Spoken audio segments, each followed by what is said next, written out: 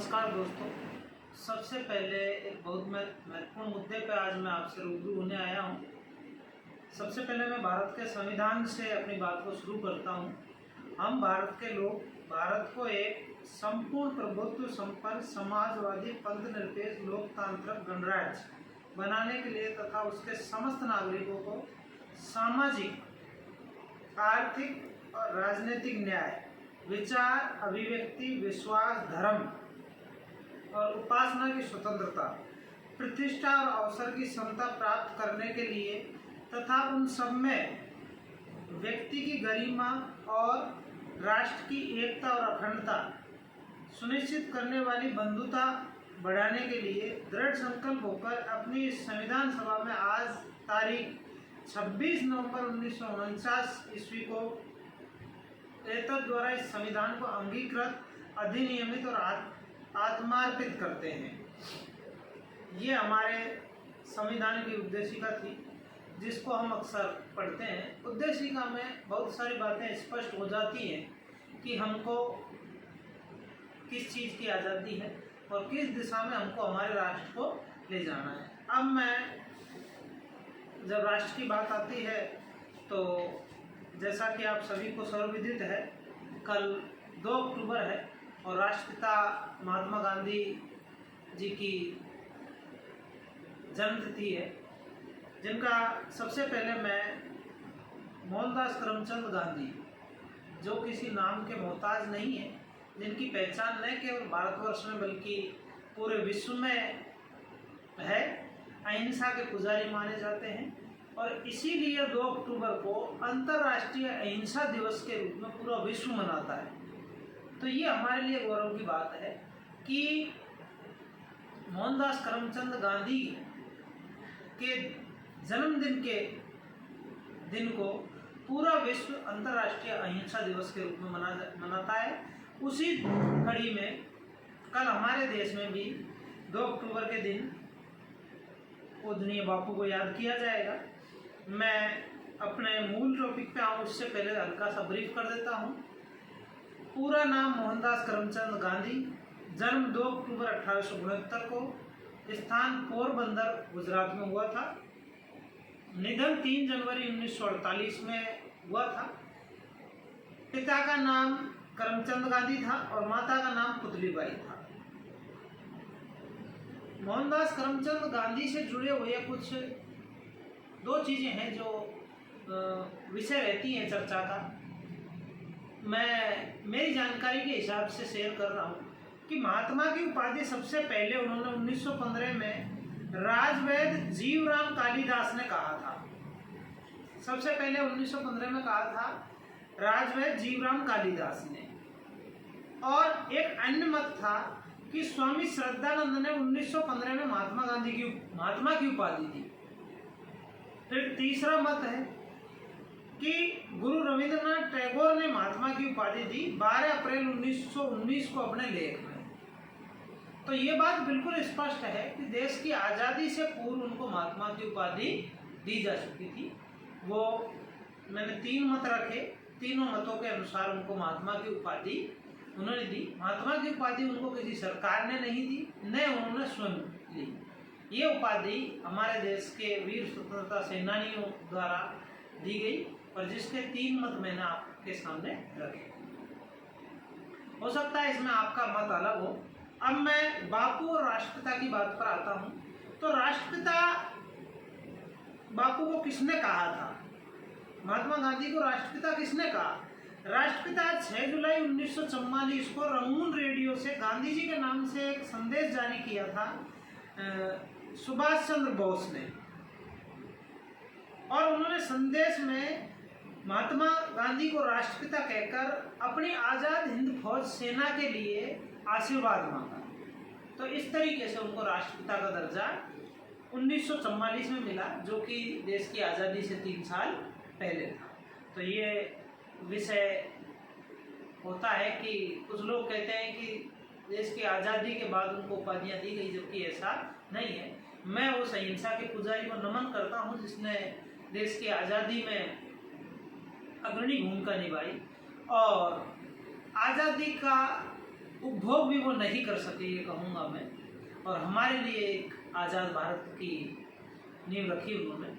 1947 में हमारा देश आज़ाद हुआ और 15 अगस्त 1947 में हमारा देश आज़ाद हुआ और 30 जनवरी 1948 में बापू हमारे बीच से देवलोक गमन कर गए। तो ये हमारा दुर्भाग्य था हमारे देश का कि हमारे देश का राष्ट्रपिता कहो, एक महात्मा कहो, एक अहिंसा का पुजारी कहो, हमारे बीच से चला गया। जब राष्ट्र स्वतंत्र हुआ, स्वतंत्रता के बाद बहुत सारे कार्य करने थे, लेकिन बापू हमारे बीच में नहीं रहे। और आज ये सच्ची श्रद्धांजलि होगी उनको कि हम उनके बारे में सोचें, उनके विचारों को आत्मसात करें और उनकी भविष्य की जो कल्पनाएं थी उनको पूर्ण करें।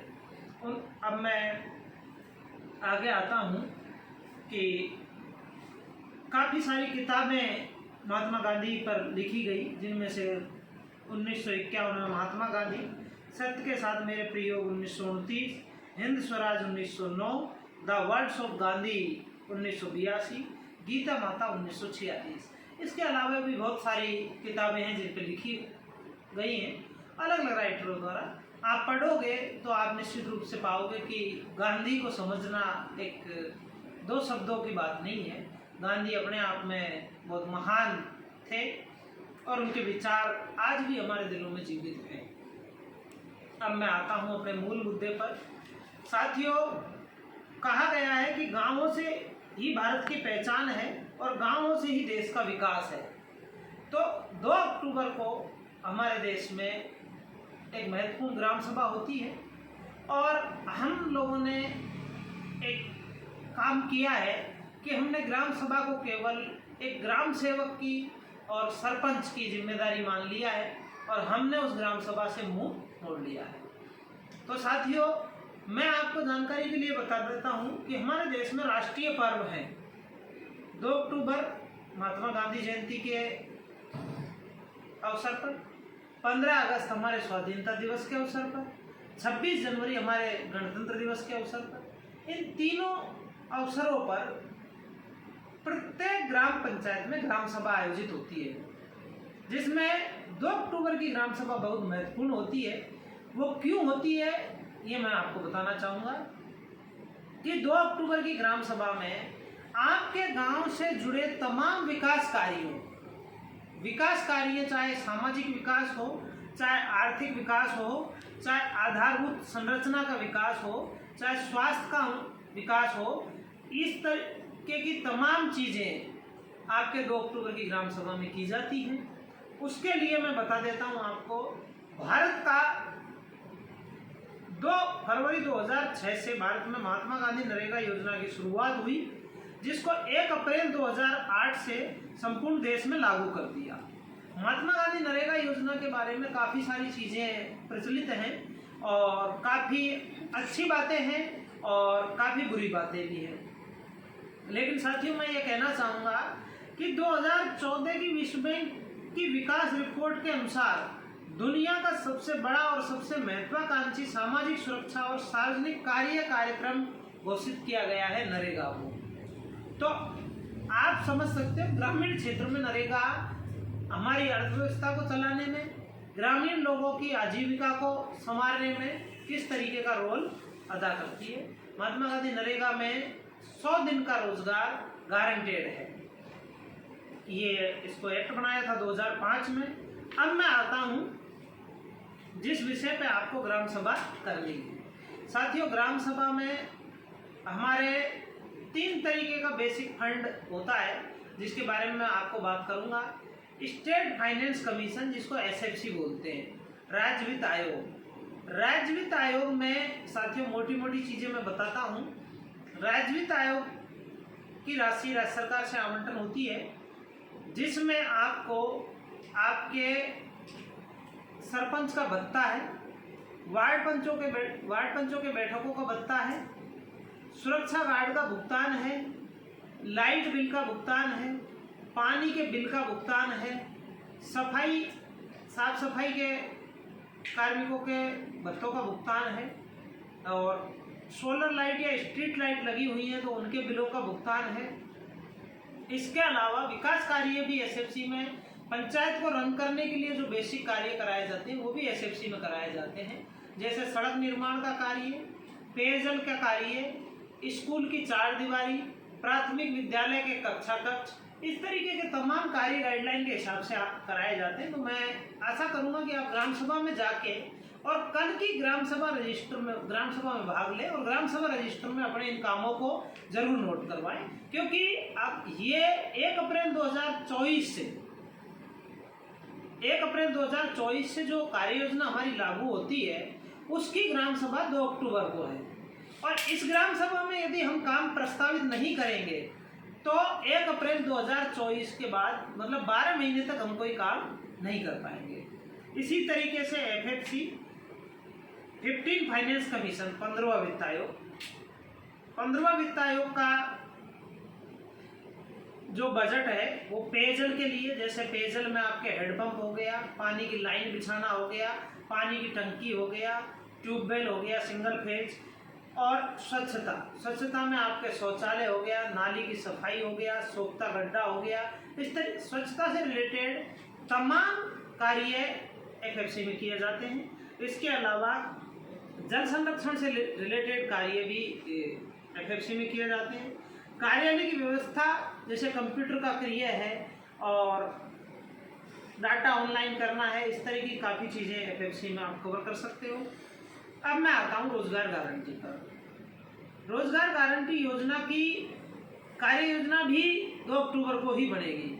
तो रोजगार गारंटी योजना के कामों को बेसिक रूप से हमको 4 कैटेगरियों में बांटा गया है। एक कैटेगरी में बांटा गया public works related to NRM work, मतलब भारत सरकार ने प्रावधान किया है कि नरेगा की गाइडलाइन में हमको 70% कार्य किसानों पे आधारित, खेती किसानी से आधारित लेने हैं, ताकि हमारे जो किसान हैं वो मजबूत हों और कृषि से हमारी अर्थव्यवस्था मजबूत हो। किसानों के कार्य हैं जैसे नाली निर्माण कार्य है, सिंचाई नाली है, तालाब है, चेक डैम है, सीसीटी है, डीप सीसीटी है, बागबानी है, पौधारोपण है, रोड साइड प्लांटेशन है, इस तरीके के तमाम कार्य हम कैटेगरी ए में ले सकते हैं। कैटेगरी बी में हम इंडिविजुअल असेट के कार्य लेते हैं, जिसमें किसी के घर में पशु है तो पशु शेड का कार्य ले सकता है, किसी के घर में बकरी है तो बकरी शेड का कार्य ले सकता है, इसमें मुर्गे हैं तो मुर्गे शेड का कार्य भी ले सकता है, और सुअर है तो सुअर शेड का कार्य भी आप इसमें ले सकते हैं। मतलब तमाम प्रकार के पशु, पूरे भारत के पशु इसमें कवर किए हैं। क्षेत्र के अनुसार आपको जो भी काम इसमें उपयुक्त लगे, जो भी आपके क्षेत्र में चलता हुआ हो, उस कार्य को आप कैटेगरी बी में प्रस्तावित कर सकते हैं। कैटेगरी सी में आप इंफ्रास्ट्रक्चर के कार्य ले सकते हैं जो एनआरएलएम और एसएचजी ग्रुप्स के लिए होते हैं, और कैटेगरी डी में आप इंफ्रास्ट्रक्चर, अनाज बीज गोदाम है, आंगनवाड़ी भवन है, पंचायत भवन है, इसके अलावा शमशान घाट है, इस तरीके के तमाम कार्य ले सकते हैं। तो मैं पुनः आपसे विनम्र अपील करूंगा कि कल की ग्राम सभा में आप अपना समय निकाल के अवश्य जाएं और ग्राम सभा रजिस्टर में अपने कामों को दर्ज करवाएं, ताकि 1 अप्रैल 2024 से आपकी जो विकास की संकल्पना है उसको आप जीवित कर सको और ग्राम सभा का जो महत्व है उसको समझ सको। क्योंकि ग्राम सभा में यदि आपने अभी नहीं लिया तो आगामी 1 अप्रैल के बाद आप काम नहीं कर पाओगे, आपकी जो मूल समस्या है वो रह जाएगी। इसलिए मैं पुनः अपील करूंगा कि आप अपनी ग्राम सभा में भाग लें और ग्राम स्वराज की जो संकल्पना है उसको परिपूर्ण करें। बहुत बहुत